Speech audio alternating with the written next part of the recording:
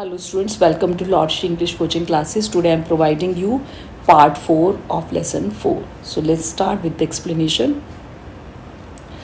Getting off the train at Ranchi next morning. जैसा कि बच्चों थर्ड पार्ट में डॉक्टर ने बिपिन बाबू को सलाह दी थी कि वो रांची एक बार वो कराएं, तो गेटिंग ऑफ द ट्रेन उनकी सलाह मानते हुए वो रांची गए. नेक्स्ट मॉर्निंग जब वो ट्रेन से उतरे, ही रियलाइज, वो रांची पहुंच चुके थे. ही रियलाइज एट वंस, उन्होंने वहाँ एकदम महसूस किया that he had never been there before, कि वो तो यहाँ कभी पहले आए ही नहीं थे.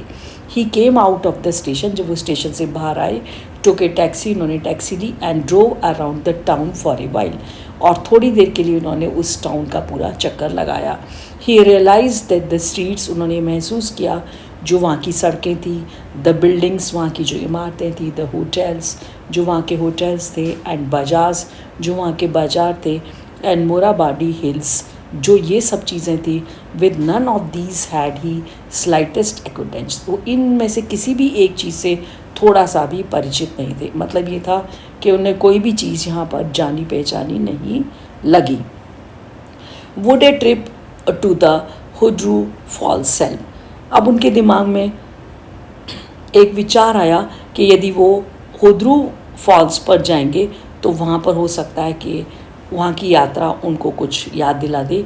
ही डिड नॉट बिलीव सो, वो इस पर विश्वास तो नहीं करते थे, बट एट सेम टाइम, परंतु उसी समय, he did not wish to leave with the feeling that he had not tried enough, वो इस फीलिंग के साथ, इस भावना के साथ या इस महसूस के साथ उस जगह को छोड़ना नहीं चाहते थे कि उन्होंने पर्याप्त मात्रा में कोशिश नहीं की थी.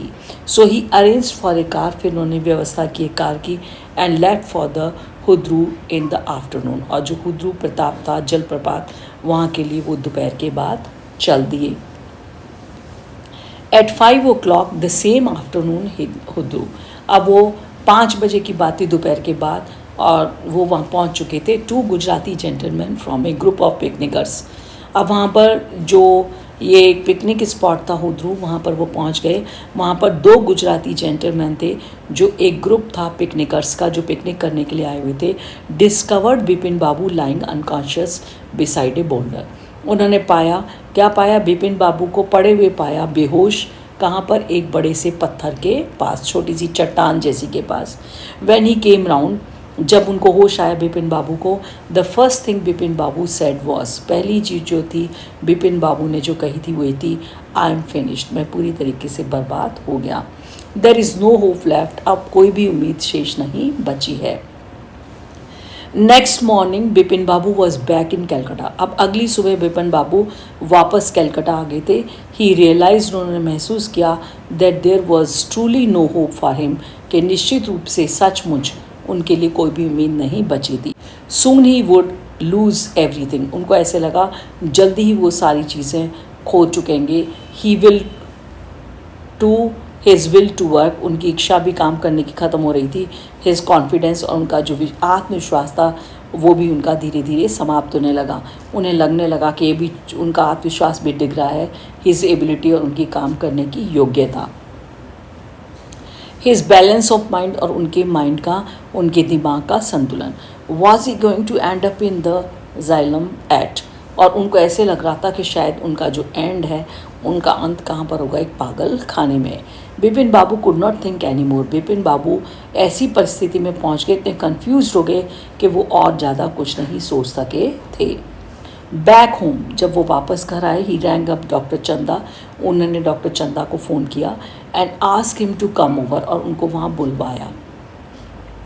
देन आफ्टर ए शावर, फिर उसके बाद उन्होंने स्नान किया. स्नान लेने के बाद he got into bed, वो बेड के अंदर बिस्तर में चले गए. With an ice bag clamped on his head, और उन्होंने एक जो बर्फ़ का जो थैली थी उसको अपने सिर पर रख लिया, क्योंकि बहुत ही परेशान हो गए थे.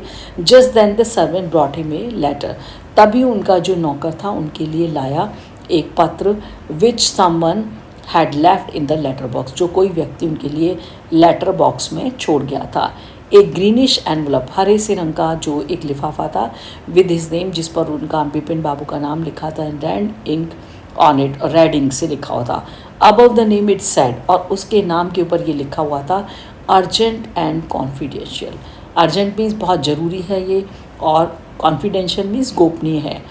इन स्पाइट ऑफ हिज कंडीशन, हालांकि बिपिन बाबू की जो स्थिति थी इस समय बहुत ही गंभीर थी, Bipin Babu had a feeling that he ought to go through the letter. उनके अंदर ये एक भावना आई कि उनको निश्चित रूप से क्या करना चाहिए, इस लेटर को पढ़ के देखना चाहिए। He tore open the envelope, उन्होंने फाड़ा उस लिफाफे को, and took out the letter, उसमें से पत्र को निकाला। This is what he read. अब देखिए क्या हुआ, उन्होंने इस पत्र में क्या पढ़ा। डियर बिपिन, उस पत्र में लिखा था, प्यारे Bipin, I had no idea that affluence would bring about the kind of change in you, कि जो तुम समृद्धि है पैसे के रूप में वो तुम्हारे में इतना परिवर्तन ला देगी। दैट इट हैज़ डन, जो कि तुम्हारे अंदर हो चुका है। Was it so difficult for you to help out an old friend down on his luck, क्या तुम्हारे लिए इतना कठिन था कि सहायता करना उस अपने पुराने मित्र की जिसका भाग्य उसका साथ नहीं दे रहा था। मतलब जो उनके मित्र लिखा था कि जिसका भाग्य इस समय डिफ़िकल्टी से चल रहा था, उसकी जॉब छूट चुकी थी, क्या तुम उसकी कोई सहायता नहीं कर सकते थे। आई हैव नो मनी, मेरे पास पैसा नहीं है। सो माई रिसोर्सेज आर लिमिटेड, इसलिए जो मेरे संसाधन हैं वो बहुत ही सीमित हैं।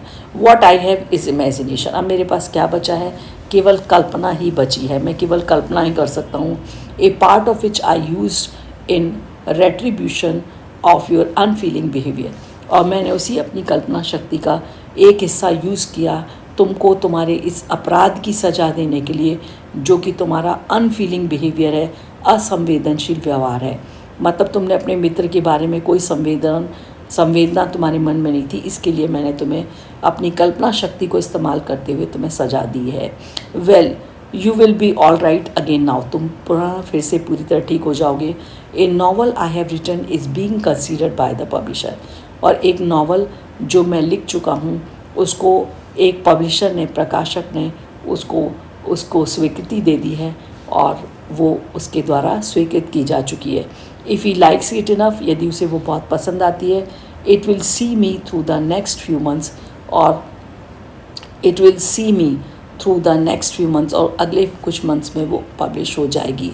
व्हेन डॉक्टर चंदा केम, बिपिन बाबू सेड, अब जब बिपिन बाबू ने ये लेटर तो पढ़ लिया, अब बिपिन बाबू को पता चला एक्चुअल में उनको बेवकूफ़ बनाया गया था। परंतु जब डॉक्टर चंदा वापस आए उनके पास मिलने के लिए, क्योंकि बिपिन बाबू ने फ़ोन किया था, तो बिपिन बाबू सेड, बिपिन बाबू ने कहा, आई एम फाइन, मैं बिल्कुल ठीक हूँ। It all came back as soon as I got off the train at Ranchi, और सब कुछ वापस मेरी मेमोरी में आ गया था जैसे ही मैं ट्रेन से रांची स्टेशन पर उतरा। A unique case said doctor Chanda, doctor Chanda बोले, ये तो बड़ा अनोखा मामला है। I shall certainly write about it in medical journal, कहते हैं निश्चित रूप से मैं इसके बारे में लिखूँगा अपने जो चिकित्सकीय पत्रिका निकलती है उसमें इस केस के बारे में।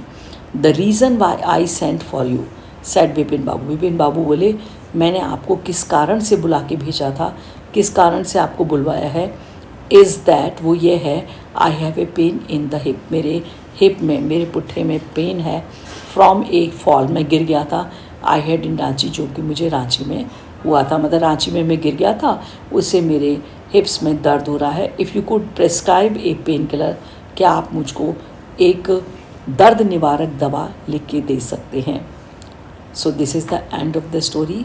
Bye bye.